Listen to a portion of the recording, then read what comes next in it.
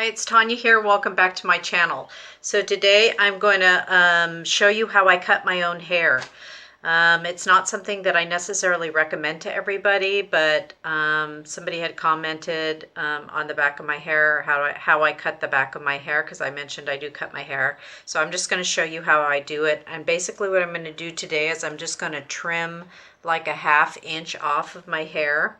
And just show you how I do that, how I reach the back and all of that.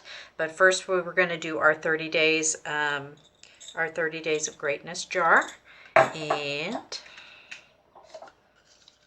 here we go. Moments of genius start here.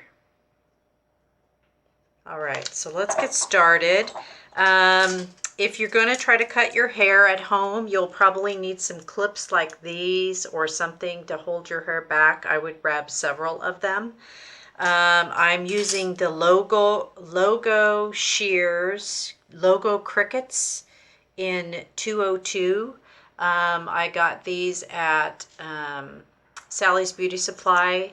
They're pretty expensive. I mean, I think they're expensive. They're not as expensive like the professionals they go buy. Theirs are like $200-300, but I paid $60 for these. So for me, Mrs. Economical, it was expensive. But you know, a good pair of shears is essential, and you'll have to judge which ones fit better in your hand.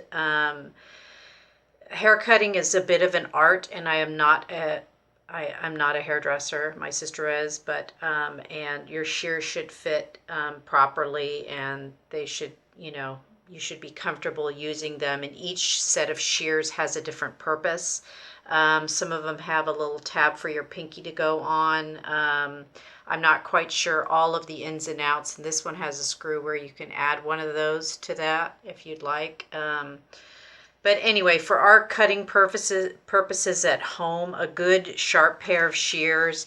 If you're very economical like myself and you don't want to spend $60 on a pair of shears from Sally's or a beauty supply store, then you can go get Walgreens has hair cutting shears. They're sharp enough. I just like mine really super sharp, especially when I'm cutting my bob.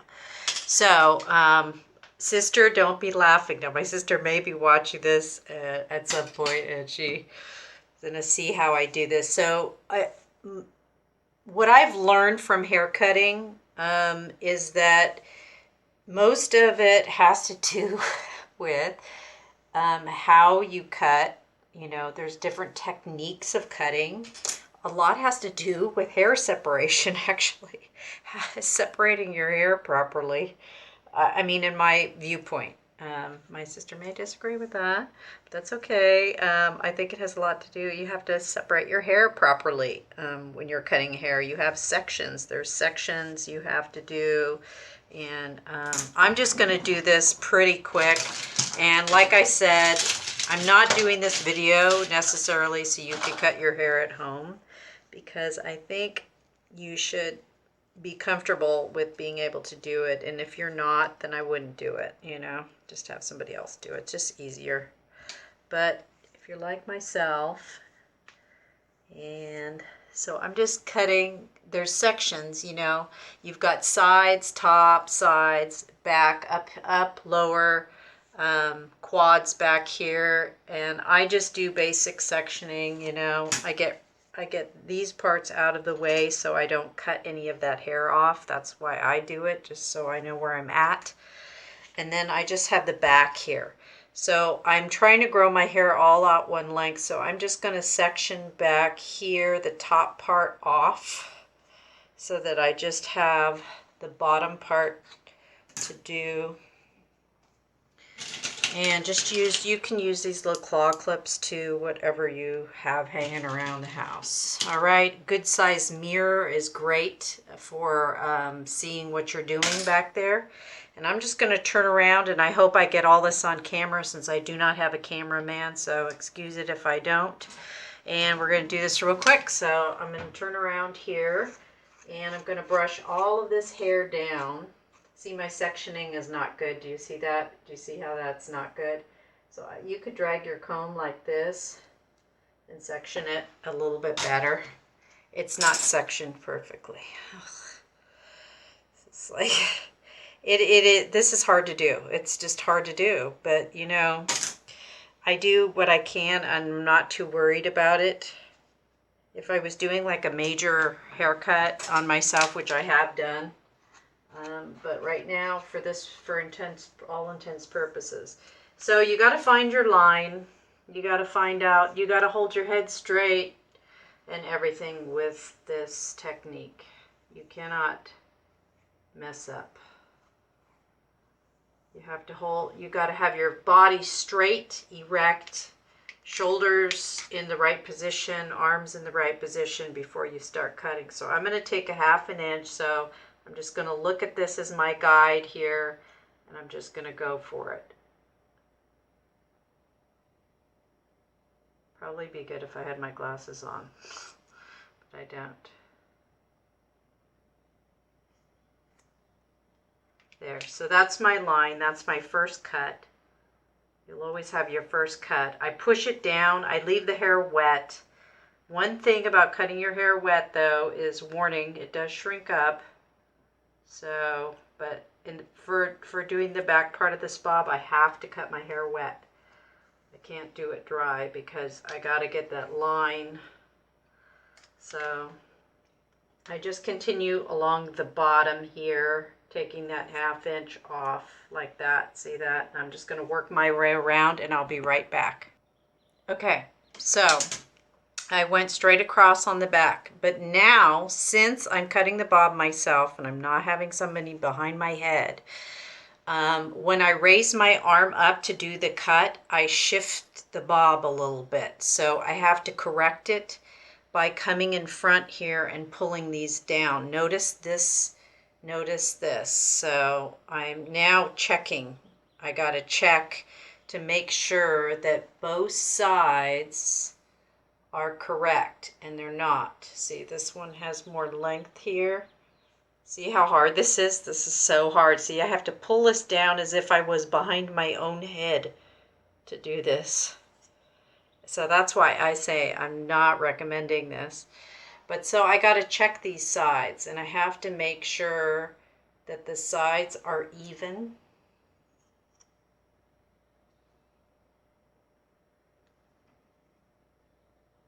So I'm going to finish these sides up here off camera, and I'll be right back. Okay, so now I'm going to take down this second clip here that I have and remove the other part of the back of this hair here that has to come down. So I'm going to re-separate again. So now I've got the top. Don't want to cut any of this hair. This part I've been trying to grow out because I want it all one length. So I don't want to cut any of that off. Now I bring that section back down, and see, now we have a new section that we're going to be cutting here. And you'll see my line. Watch me drag see my line there from where the hair underneath is. So that I'm going to follow that line, that same line that I created the first time I cut.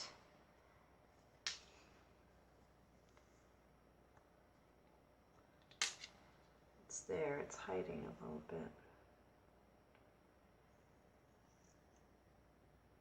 And just cut this whole part back here. See, I'm just cutting that all back.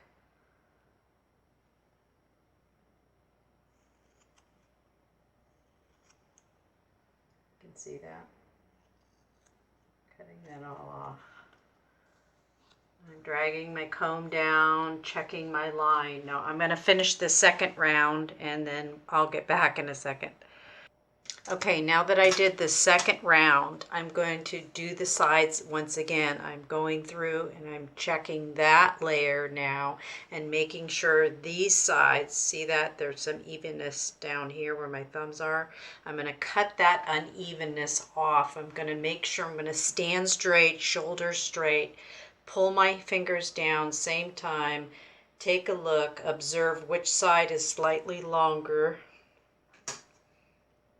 and handle that like that. See, that's how I do it. I reach behind my head. See, some of you may not be able to do this. That's why I said it's really difficult, but I do it, and I just wanted to show you how I did it. So I'm going to finish this part of the line and double checking, and then I'll be right back. All right, so I finished back here. So see, I've cut it off. So I'm going back through. It looks pretty good. Any mistakes you make, you know, are going to be hidden during styling, so I'm not going to worry. So the back is done. So then what I do normally is I pull down the two sides, let the sides go. And I've actually been keeping the sides a little bit longer, just because so that they match with the back. See? I've actually been keeping the sides a little bit longer, and I've been kind of going at an angle down here. It just seems to look better.